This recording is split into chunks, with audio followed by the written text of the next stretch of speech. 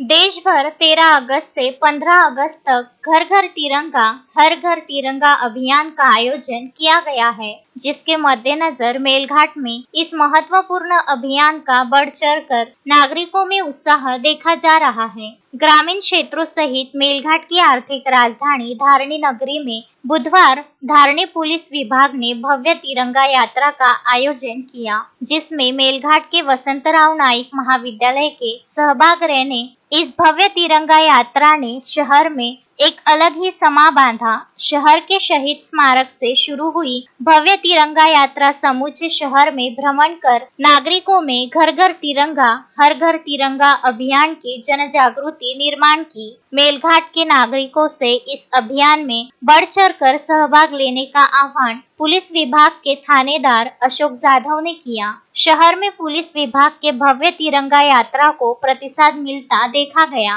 भारत माता की जय, वंदे मातरम, घर घर तिरंगा हर घर तिरंगा आदि नारों से धारणी नगरी गूंज उठी। नागरिकों में तिरंगा यात्रा के प्रति जोश के साथ साथ नागरिकों में उत्साह का माहौल बना नजर आया। इस तिरंगा यात्रा में थानेदार अशोक जाधव, पीएसआई सतीश झालटे सहित अन्य पुलिस अधिकारी कर्मचारियों सहित वसंतराव नाईक महाविद्यालय के प्राचार्य, प्राध्यापक व छात्र छात्राओं का समावेश रहा। तस्मीन शेख, सुलेमान मेमन, जुगल किशोर जायसवाल के साथ शकील अहमद, विदर्भ न्यूज, धारणी।